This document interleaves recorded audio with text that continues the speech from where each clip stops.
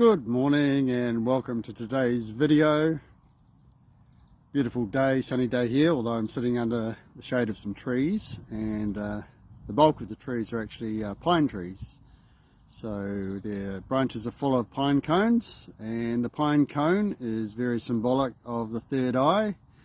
So the pineal gland, which I've spoken about before, and many others have spoken about in terms of its connectedness and belief that that is the seat of the third eye, is effectively shaped in a pine cone. So again, that's the symbology that I'm starting off with. And the major symbology that I've brought with me today is the colour blue. So I'm totally decked out in blue. From what you can see, I've got my blue pendant on. So we've got that as the representative of the moon and the sun, which reflects the cycles of life, which is going to tie in somewhat with regards to what I'm talking about today. And I've got blue pants, blue shoes on, so totally blue. And the reason I'm surrounding myself with blue, and I talk about the need to tie in what's around you for what you are looking for, I am going to try and convey to you today some thoughts on reincarnation. And I had the feeling that this was going to perhaps be one of the more, not so much difficult, but more complex topics that I was going to speak about. So I wanted to draw on everything in terms of that blue colour, which is the colour of the throat chakra. And the throat chakra is how I'm going to convey this message to you today. So I wanted to try and have it working at full capacity based on the blue and the vibration of the colour. So I'm ready to go. So reincarnation is definitely a big topic, and it's not going to be able to be covered in depth, but I am going to relate it to you again in terms of how reincarnation has unfolded for me, and effectively what my belief system is with regards to that now. So bearing in mind that for the vast majority of my life, my understanding of things such as reincarnation was quite theoretical. Brought up in a particular religion, the Catholic religion, which talked about heaven and hell and things along those lines. But then there's so many other faiths that look at death from a different perspective and the cycle of reincarnation, or the karmic cycle. And so I've learnt along the way quite a lot of the theory or the knowledge, written doctrine with regards to it. But again, it's only when I've experienced the gnosis, so again, the Gnostic aspect of my symbology, the actual experiences in life, what I've seen, felt, the insights, what I've learnt from real life experience. And some people might say, well, is it real life as to what you talk about? And the experiences that I have had to do with things such as I'm talking about today are more real than anything that I have experienced prior. So just getting a little bit into the sort of overall aspect of reincarnation and how I might view that. Last night I came up with the topic and I started thinking quite a lot about it actually. I was sort of quite excited that I was going to present it today. And I found my mind sort of running away a little bit, and realisation that one doesn't want one's mind to take over. I decided to do some fairly lengthy meditations, which I did to calm the mind down, and that as always did work, thinking that, well, I don't need to get too complex in the mind because the universe will pass to me what I need to say, and it will pass to me prompts. And this morning, sure enough, something came up on my feed on my internet, and it was to do with reincarnation. So no surprise there. I mean, I'm interested in that, so it's going to prompt me with such things. But this was a very short summation. It was a picture which outlined a few things with regards to the soul, the spirit, the body. So talking about death, death for me is not a problem. It's part of the cycle. Life, death, life, or death, rebirth.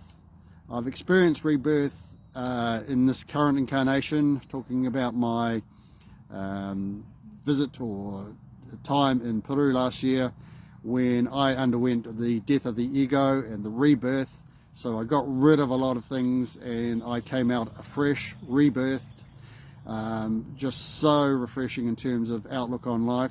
So a lot of the things I talk about come from that time. But just basically from that perspective of what is the soul really is part of each of us, and it's individual soul, but it's what carries our mind and our experiences and our learnings and our wounds across lifetimes, really. So when I talk about the spirit, or just not me talking about the spirit, but the spirit really is the higher self. It's always connected to the source. So I talk about the source as I have seen it, I have experienced it, and it makes a lot of sense now that the source, being this eternal light, or being the eternal source as I have described it, is where the spirit lays, and the purpose of life is for us to connect to that higher self. So for the soul to reincarnate, to go through the karmic cycle, to go through learnings, to go through healings, to go through freeing itself up, in the sense that it will be able to reach or reconnect to the spirit, reconnect to the source. That's what you're doing. And it's in those higher realms that freedom, understanding, happiness, eternal perpetual light, eternal perpetual energy lay. So that of course sounds like a wonderful place to be, and fortunately for me, I have attained that to the level that I have so far. I'm not saying that I've fully attained it, because I'm still going through my karmic cycle, of course, but to be able to experience that and bring that back into my current incarnation is just wondrous. It's really difficult at times to put into words, because it's an emotion, it's a feeling. So at death, I've got a cemetery way further into my background, and at death the body will go to the ground. At that time, for me, I don't have any real concerns, because I'm so much more than the body. I'm so much more than my name. I'm so much more than what I ever was in the past in terms of career and material possessions and the way I thought and the way I learnt. And really the understanding from my perspective is the soul turns up in the body, and I'm not going to get into a complex description of why it might turn up, but it does, and it's here to carry on its karmic cycle and achieve healing, more learning, so that it can totally reconnect to the source, to the spirit, to the higher realms. And ultimately, it is my understanding that we will not reincarnate onto the earthly plane. We may reincarnate somewhere else in the universe. I have that distinct feeling that we do. But in the meantime, perhaps we're going to carry on the cycle on the earthly plane until we are ready to go to these higher realms. But going to these higher realms and living in these higher realms, maybe they become the lower realms, and then beyond that there's even higher realms, and I rather suspect that there is. So if one has the base of the higher realms that I've experienced as the lower realms, the higher realms are going to be absolutely stupendous. I mean, it's just indescribable. So I'll tie that into sort of some experiences that I've had. And of course, a death previously for me had been gauged as, well, you know, if you live a good life, you may go to heaven, and if you live a sort of bad life, you might go to hell. And that was from one particular doctrine. And I strongly suspect that there's no such thing as that hell. That hell does not exist. These are my beliefs again. There may be some degree of hell on earth, because going through a karmic cycle where you're facing a lot of difficulties, a lot of pain, suffering, darkness, that can be hell on earth. But the source, at the source, which are this higher realms that I feel that one needs to attain, there isn't a hell.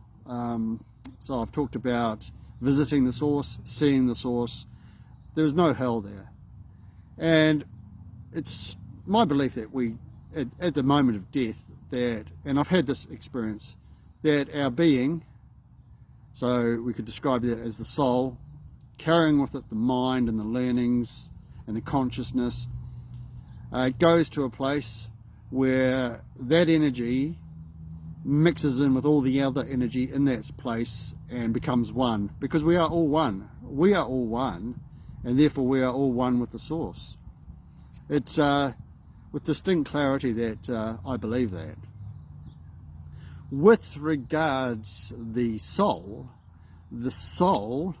will journey on separately into future incarnations until it reaches the stage where it's not going to come back to this earthly plane, and it will go somewhere else in the universe. So that's a really brief overview of my belief, deep in my being, that I believe that to be the case. I am open to two things. One is further learnings with regards to that, and also being wrong. I mean, anything's possible. I might be totally wrong on this, but as I sit here now, this is my truth. So just some experiences with reincarnation. I talk about and have talked about it briefly in my prior videos, and certainly quite extensively in my writings. I've had some distinct meetings with souls from the past. There is one particular one that really stands out when I attended a spiritual retreat in 2017 in the Coromandel Peninsula. Just beyond belief in terms of the actual how it panned out, and it's in my writings fairly early on in my main story, which is under the Living the Magic banner on my website, viviendolamahia.nz.com. Just meeting someone from the past who had come back to effectively help in my healing, and I was there to help in her healing. I won't go into detail on that because it's quite a long story, but it's just like a scene out of a movie, but it was real. And then I've met other people that I've talked about that are just so clearly souls that have reconnected after lifetimes. So we're all here to assist each other on this karmic journey. And going further into this, of course, I've had these experiences through the ceremonies that I undertook in Peru, where I have seen the source, and I've understood the higher realms, or seen the higher realms. And I say understand them to a very good level. There is one particular experience, visual and emotional, that I had in Peru in November 2025 in my ceremony there. Again, it's in the story Return to the Light. And I distinctly remember at one stage looking up to the skylight. So we're in the middle of the night looking up to the skylight and the stars. And at one moment, starting effectively from just the beginning of the skylight and the roof above me, heads started to appear. And these heads were the outline of heads with a mouth and an eye and the outline. And it was all in light. So it was in the formation of light beams, the shape of heads. And these just started piling on top of each other in a circular kind of form, going way off into the distance, until there was thousands upon thousands of these heads in the form of, well, as I say, light beams, so to speak, way off into the universe. And I took some time to really think about what that meant, but I really think that those are souls waiting to reincarnate or waiting to incarnate. People probably sometimes say, well, you know, if we've got 8 billion people now and there was only 5 billion people previously, well, where did the extra souls come from for the 8 billion? They came from the universe. It's unlimited. It's infinite. So I've seen these things, and I've been able to integrate them and think about them, and I've been able to bring them back into my being here on Earth, so the lower realms. And I was kind of listening to something this morning which sort of said, well, how many lifetimes do you reincarnate for on Earth? And to me, it doesn't matter, because I will always now be going to a state of higher consciousness, I'm in a state of higher consciousness, sorry, so I'll reincarnate to that level, and then from the learnings I get until I'm ready not to reincarnate will be further higher consciousness. So it's a wonderful level to have reached. So if my next reincarnation on Earth is this or beyond, it's not a problem. It's just amazing. It's a wondrous way to be. So there's no concerns from my perspective about death in terms of both where I go initially, where my soul goes in terms of the reincarnation, and where I may end up. There is no uncertainty. And if I'm wrong, I'm wrong. But in the meantime, I get to live this amazing sort of outlook on life. This living in the light is exactly what I'm doing. And I'll just finish it off by saying that some of the things I talk about are obviously stuff that, people are not going to agree with, and that's perfectly fine. No problem with that. We're all on our own journey, and we all have our own beliefs. But my beliefs are the strongest I have ever had of any beliefs in my life. And if under the threat of death someone said to me I had to renounce my beliefs, I wouldn't. Probably unlikely to happen, but anything is possible. I wouldn't renounce them because they're my truth. There is no doubt. And what a wonderful way to be able to live with no doubt, no uncertainty. And of course, what I know is that if I were to die through the threat of not renouncing my beliefs, I go to the most wondrous place. So, to attain that level, there is no problems. So hopefully, just in that brief description, I've been able to describe what I believe to be true. If I'm right, then it's just a beautiful way to be. And I hope that's brought you some light. Perhaps it gets you thinking a little bit about such things. I thank you for listening to me. I wish you well for the rest of the day. And as always, enjoy the journey. We will meet when we should. Namaste.